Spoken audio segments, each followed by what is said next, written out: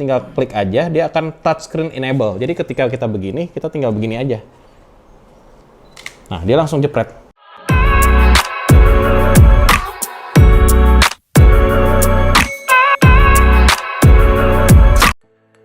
Halo guys, balik lagi sama gue Ivan Natajaya dari Moncici Fotografi.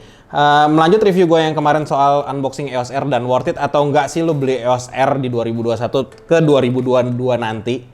Jawaban gue adalah tergantung dari profesi kerjaan lu. Kalau gue sebagai wedding photographer sangatlah worth it. Pertama, gue bisa bangun dari jam 3 pagi dan bisa kelar wedding itu jam 11 malam. Kalau misalkan bahkan ada yang traditional wedding misalkan Indian wedding, India wedding, itu biasa sampai subuh.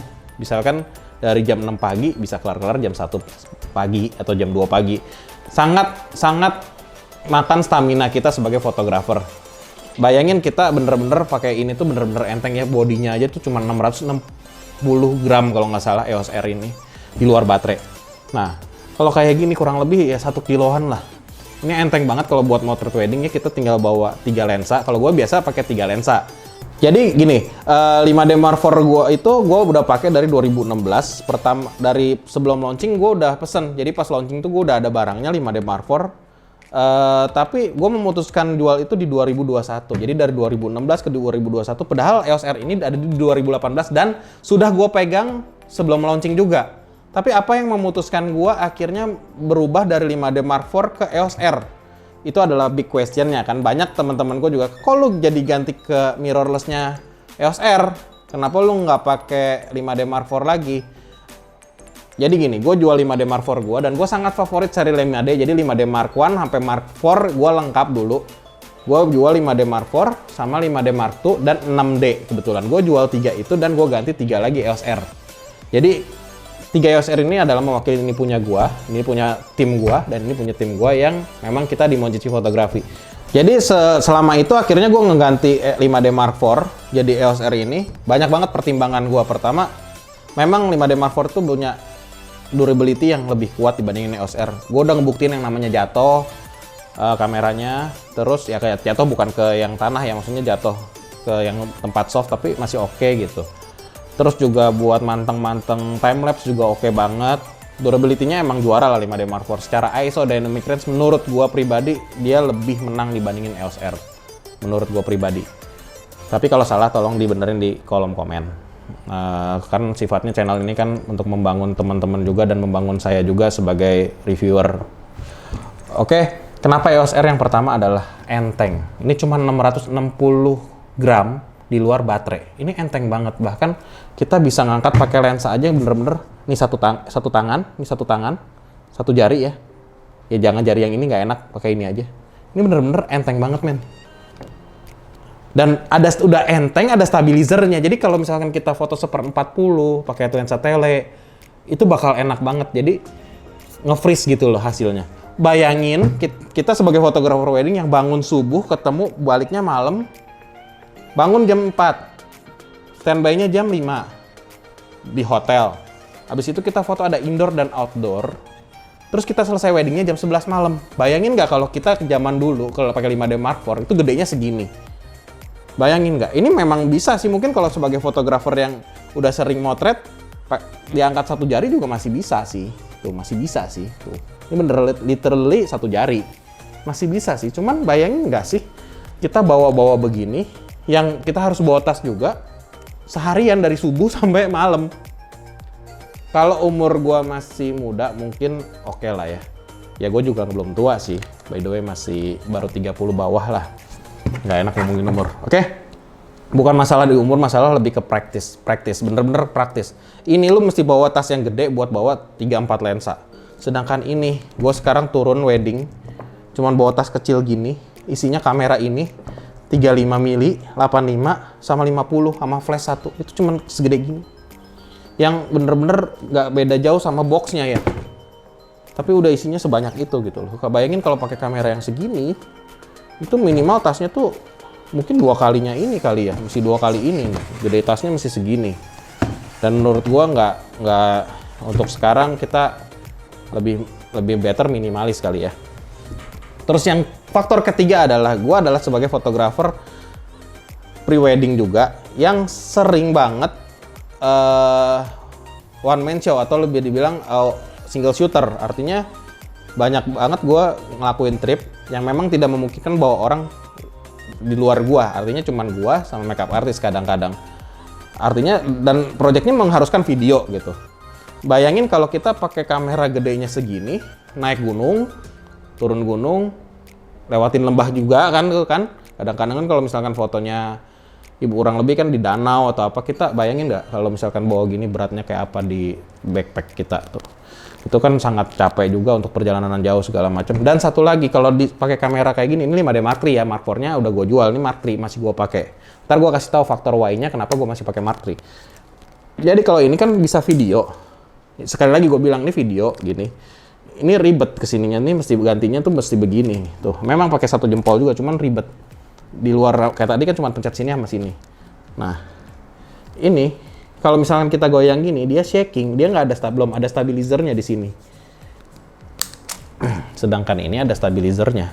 Cukup membantu, seperti yang gue bilang, kalau misalkan selama panning aja, sama tilt atas bawah, itu masih nggak apa-apa. Tapi jangan moving yang begini, karena moving yang begini untuk stabilizernya Canon mungkin belum sempurna untuk ngelakuin yang namanya spin roll untuk video shooting. Tapi untuk overall, ini udah aman banget. Nah, EOS R ini sama 5D Mark IV sama-sama pakai LP6N, dimana sama-sama dayanya sama-sama banyak. Cuman borosan mana? Kalau dibilang borosan mana, pasti borosan EOS R. Kenapa R lebih boros dibandingin 5D Mark IV? Kan bodinya lebih kecil. Secara digital dia jauh lebih banyak digitalnya. So dia bener-bener lebih makan baterai dibandingin 5D Mark IV. Karena dari touchscreen dia lebih cepat. Dari prosesor dia lebih cepat, dari function digitalnya juga jauh lebih banyak. Otomatis dia bakal makan baterai lebih banyak dibandingin seri 5D Mark IV. Karena 5D Mark IV lu bisa foto, kalian bisa foto lewat layar, bisa pencet gini, bisa ngeker. Tapi lebih banyak kan ngeker kan kalau motret di 5D Mark IV. Kalau di sini kan memang pertama dibuka gini aja, udah ditunjuknya layar tuh. Nah, dari layar ini ada 2 option yang bisa kalian pilih. Itu pertama touch dan dia tidak langsung jepret. Ada satu lagi tinggal pencet di sini guys. Boleh dilihat, ini ada di sini. Ini kan ada tulisan off. Touchscreen-nya bisa buat fokus, tapi dia off. Kalau misalkan mau langsung cepret, tinggal klik aja, dia akan touchscreen enable. Jadi ketika kita begini, kita tinggal begini aja. Nah, dia langsung jepret, tinggal gini aja. Nah, jadi langsung bener-bener langsung cepret-cepret di one touch-nya kita. Tadi nggak enak banget men, coba nih kayak gini. Ini kayak gini, tinggal gini dong. Nah, kurang lebih kayak gitu. Nah, gue pegang gini, terus gini. Nah, ini bener-bener tinggal one touch, cepret. Cuman gue lebih prefer pakai yang off kayak gini. Banyak banget sih fitur-fitur yang di EOS R ini yang tidak dimiliki di 5D Mark IV. Salah satunya adalah Eye Servo yang bener-bener ngikutin. Oke, di 5D Mark IV bisa kok face detect. Pasti akan ada yang nulis, kata siapa 5D Mark IV udah ada face detect? Iya, tapi sejauh apa? Objeknya 3 meter ke belakang dari kamera, misalnya ini 3 meter, ini kamera kita motret di sini. Ke sana 3 meter. Secara face track Eye Servo-nya masih bisa keambil tuh. Tapi kalau udah lebih jauh dari 3 meter, dia bisa nggak 5D Mark IV? Nah, EOS R ini udah bisa, tinggal masukin ke menu, Eye Servo, terus yang di AF-nya, ini pilih yang muka orang. Nah, pastiin juga ini orangnya, misalkan contoh untuk pengantin masuk dari pintu menuju panggung, dipastiin bener-bener cuma pengantin doang atau keluarga doang. Tapi ini agak kurang berfungsi ketika kita pakai lensa medium to wide dan banyak orangnya. Dan kita gunain di Eye Servo, biasanya kurang gitu ngelock ya. Cuman balik lagi, kalau gua sih tipsnya kita lock dulu aja Eye Servo-nya, kita klik terus baru tahan. Jadi dia ngelock di satu orang, di satu objek. Cuman namanya elektronik tetap masih bisa salah. Balik lagi, tergantung situasi dan kondisinya. Oke, jadi gini, 5D Mark IV itu kan pertama yang tadi gue bilang kan bodinya lebih gede, lebih berat segala macem. Ini lebih ringkas. Yang paling gue suka dari kamera EOS R ini tuh sebenarnya adalah layarnya. Pertama, layarnya resolusinya udah jauh lebih bagus dibandingin 5D Mark IV. Jadi dia bener-bener true, bener-bener colornya tuh bener-bener true. Kadang kan banyak yang bilang kalau Canon tuh LCD-nya nipu. Hasilnya di LCD-nya bagus, tapi di monitornya enggak gitu. Ini enggak. Untuk EOS R ini enggak. Hasilnya udah 5D Mark IV ke atas udah oke gitu. Maksudnya dari hasil foto sama LCD udah bagus. Dan yang gue suka ini ketika kalau siang, mungkin teman-teman yang pakai kamera bukan Canon, mungkin sering kali ya kayak kita mesti ngeliat tuh mesti begini atau begini gitu. Di Canon ini nih kita cukup ngundukin dikit begini doang, kita udah bisa lihat karena LCD-nya ini bener-bener bagus banget. Menurut gue ya udah bagus banget, ini bener-bener bagus. Dan dia kalau kita ke kanan kiriin gini tuh dia bener-bener nggak nge-lag. Oh. Bener-bener nggak nge-lag gitu loh. Bener-bener nggak lag. Jadi bener-bener enak. Terus layarnya tuh bener-bener bisa di tilt begini, bener-bener bisa digini, bisa dibalik-balik begini. Yang dimana 5D Mark IV nggak bisa. Ya jujur aja, pas gue pakai EOS R ini lebih banyak angle-angle kreatif yang bisa gue buat. Kenapa? Pertama, misalkan lu pakai kamera yang gede begini, kita nggak usah pakai lensanya lah, jadi kelihatannya gede banget. Ini kurang lebih kan gedenya segini nih, hampir jatuh. Nah, kurang lebih kan gedenya segini nih perbandingannya lah ya. Ini 5D ini Mark III ya, bukan Mark IV karena Mark IV-nya udah dijual. Ini EOS R tuh, gedenya aja udah lumayan bedanya kan. Lumayan bedanya kan. Ini kita kesampingin dulu deh, kita lagi ngomongin body soalnya. Bukan ngomongin ini. Bodinya sama-sama one by one aja. Jadi ini kurang lebih dari dimensinya aja udah beda jauh ya. Kalau kita kesampingin begini loh, udah beda jauh. Kalau misalkan kita bisa lihat juga dari atas begini. Lihat. Kurang lebih. Kalau kita tumpukin di sini ini jadi kecil banget loh. Kalau misalkan kita balik ini di bawah, ini di atas, hilang kameranya. Loh, hilang teman-teman. Bener-bener hilang. Kayak ketutupan gitu. Jadi secara body itu bener-bener lebih compact ya.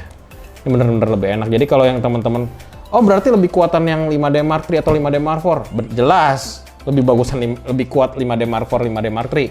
Ini bisa dilihat, ini ada codet-codet 5D Mark III. Gue ini jatuh di Makau sampai gasruk dan masih hidup. Gue nggak bilang ini nggak kuat sama sekali. Gue belum pernah sih jatuh sampai segitu, jangan sampai. Cuman yang pasti enaknya ini dibandingin ini, ketika lo lagi trekking, naik gunung, terus ya misalkan lo mau turun ke air terjun, kan ada air terjun misalkan kayak lo ke Sumba, itu kan bener-bener harus ke bawahnya jauh dan curam.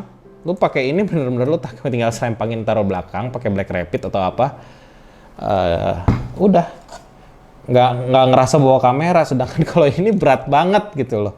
Belum lensa kan masalahnya, ini aja udah berasa banget, begini aja udah bedanya jauh. Masalah layar yang tadi, ketika kita mau foto pakai ini, mesti tiduran, beneran lu mesti tiduran buat ngambil frog angle. Untuk bird angle yang begini bener-bener lu juga harus sampai jinggit-jinggit, lu mesti ngeliat gini, kadang lu cepret, mungkin lu kayak udah salah, cepret lagi. Kalau misalkan yang ini bener-bener enak banget. Lu mau bird angle tinggal begini doang, cekrek. Apalagi dia udah stabilizer. Mau 1/40, 1/30 stabil coy. Beneran stabil. Begini. Mau ke bawah begini lu nggak usah tiduran di itu. Sampai dia ngadep begini misalkan foto kayak gue pernah pengalaman pakai EOS R ini buat foto grup, di mana gue ke studio. Backgroundnya tuh bener-bener dari lebarnya 4, panjangnya 4. Bayangin kecil banget buat foto grup, di mana grupnya 20 orang. Pernah gue foto pakai lensa 2470, lensa wide. Gue sampai nempel tembok begini, coy. Sampai nempel tembok begini, gue ngeliatnya dari sini, tinggal pencet gini, cekrek. Enak nggak? Enak banget. Jadi banyak banget lah keuntungannya di luar minusnya. Kalau misalkan ini, sorry sekali lagi contohnya 5D Mark III. Kita bandingin head to headnya, anggaplah ini 5D Mark IV. Mark IV sama R, durability pasti menangan ini. Udah pasti. Dari kalian bisa denger nggak sih? Misalkan ini kan mic ya, lo bisa denger deh. Ini solid banget. Mark III. Mark IV juga sama. Mark IV juga sama ini. Kalau ini denger deh. little bit like plastic gitu loh. Ya pasti ada magnesium alloy-nya lah karena ini sama-sama seri profesional, tapi lebih solid yang ini. Kedua, dari segi bahan 5D Mark IV sama EOS R. Weather shield sama, anggaplah sama. Untuk masalah dynamic range, gue masih megang ini 5D Mark IV jelas. Untuk masalah ISO 5D Mark IV jauh lebih menang. Tapi secara praktisan sama apa ya? Dan berhubung kita kan namanya kita hidup sebagai fotografer itu yang tadi gue bilang, kita fotografer wedding, apalagi fotografer outdoor, itu kan yang kita pikirin bukan cuman foto bagus doang. Yang kita pikirin gimana kita bisa nyampe ke lokasi tempat yang bagus. Artinya kan perjalanan panjang menuju situ. Banyak yang bilang, oh gampang dong, tinggal parkir aja yang deket. Nggak semua medan kalian bisa parkir di tempatnya dan langsung turun mobil langsung cepret. Itu nggak kayak gitu, nggak seindah itu.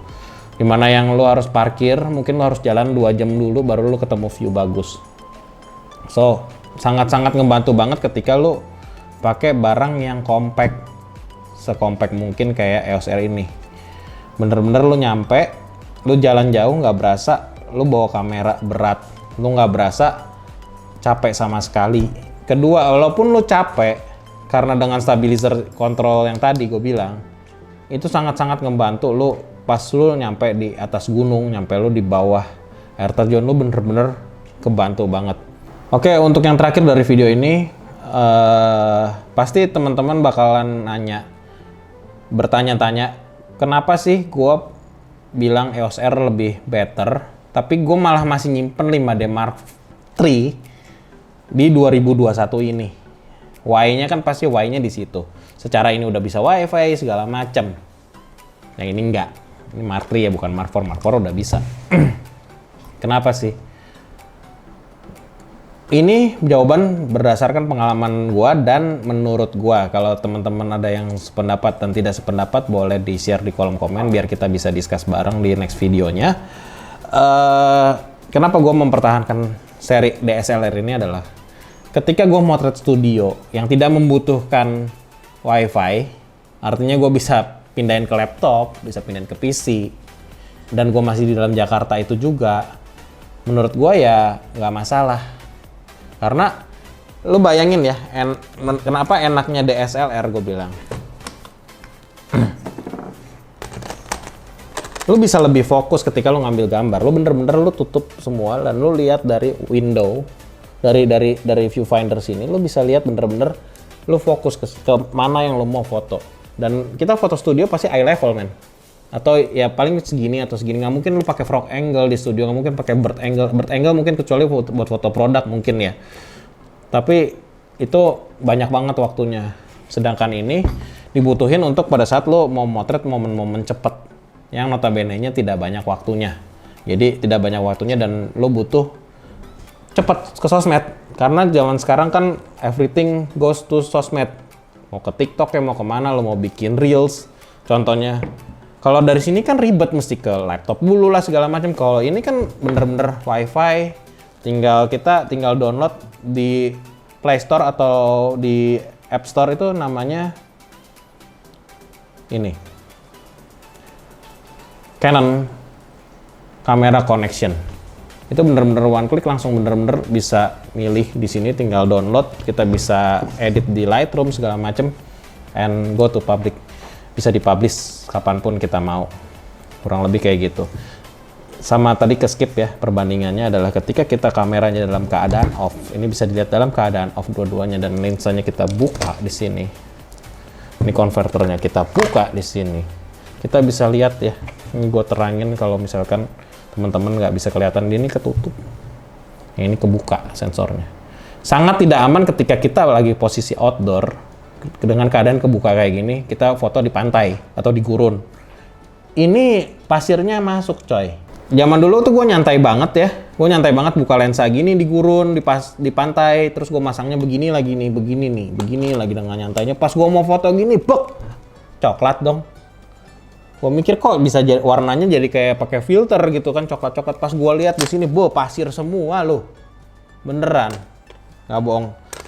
Terus pasti di sini di videonya kan nggak semua bisa beli EOS R, bro. Harganya kan masih lumayan mahal. Oke, gue jawab gimana cara ganti lensa. Ini sekalian ya di sini aja deh. Gimana cara ganti lensa kalau lo pakai DSLR yang bener? Ketika lo mau ganti lensa, pastiin lo begini, posisinya di bawah, lensanya ngadepnya begini. Ini lo begini, lo taruh di baju aja gini. Ini lo tutup lensa. Udah taruh. Lo tutup, baru bodinya begini. Jadi ketika buka jangan begini, tapi begini. Terus bajunya debuan, Bang. Ya kalau bajunya debuan ya udah bajunya debuan ya nggak apa-apa, tapi kan nggak sedebu kebul pasir kemana-mana gitu. Nah, sedangkan lo pakai EOS R ya, itu enak banget. Dia tuh ketutup, bener-bener literally ketutup nih. Kalau kita buka dengan kamera posisi on nih, kita bandinginnya buat kamera yang dari atas kurang lebih. Dalam posisi begini, nih terangin ya. Ini tuh ke cover men, yang ini enggak. Ini langsung ke mirror. Zaman dulu kan udah mirror. Kalau misalnya kita open begini kurang lebih, ini kan begini tuh. Ini kan sensornya di dalam. Kalau ini kita buka, baru kita onin, barulah dia kelihatan sensornya. Nah, kurang lebih begini. Ketika dimatiin, ini matiin juga, langsung ketutup. Yang ini ketutup tapi mirror. Ketika mirror lock up dan dia ada pasirnya, bayangin dong masuk sensor semua. Itu sangat merugikan kita sebagai fotografer karena bukan masalah kita nggak bisa lanjut fotonya, itu juga yang kita pusingin ketika nggak bisa lanjutin fotonya. Tapi yang lebih pusing adalah ketika sensor scratch gara-gara pasir. Itu bener-bener sih bakal ngacauin yang namanya kehidupan nextnya. Karena kan tidak semua fotografer yang punya lebih dari satu kamera. Paling gitu aja dari gua. So, gue simpulin lagi yang terakhir adalah DSLR dan mirrorless. Anggaplah ini 5D Mark IV. Anggap ya, karena nggak ada barangnya. Ini 5D Mark III. 2021, 2022, mau beli yang mana itu pilihan kalian. Dan tergantung budgetnya, tergantung kocek kalian gimana. Tapi kalau lu sebagai fotografer yang sering outdoor dengan medan yang lumayan bikin capek, atau lu sebagai fotografer wedding juga yang mungkin dari subuh ketemu malam, gue lebih prefer ke EOS R. Gue lebih nyaranin ke EOS R, tapi bawa baterai mungkin banyakan dikit. 5D Mark IV cocok untuk lu sebagai fotografer yang memang lu lebih ke hutan-hutan, yang mungkin kamera lu akan kena lumpur, jatuh segala macam, maksudnya jatuh kena den, kena batu segala macam, jelas ini pasti lebih kuat. Jadi kesimpulan gue ya tergantung kebutuhan lu lagi mau ngerjain project apa, dan kalau misalnya dananya terbatas mau beli salah satu, pilihan yang terbaik adalah pilihan yang sesuai dengan kebutuhan kita, bukan ikut-ikutan. Jadi kenalin dulu yang kita butuh apa, baru deh kita beli. Jadi bukan dengerin kata si A, dengerin kata si B. Oh lebih baru yang ini. Nggak kok, gue somehow kadang zaman sekarang aja di 2021, kadang gue foto kemana-mana pakai 5D Mark III. Ya baru ini juga gue motret pakai 5D Mark III. Terus malu gitu, nggak usah, ngapain. Kita beli berdasarkan kebutuhan. Yang pasti, kalau lo ada budget lebih, dan lu fotografer wedding, sekarang lu lagi nyari kamera nih yang bisa buat diajak tempur di perweddingan, dan lu milih Canon, pilihannya ini. See you guys.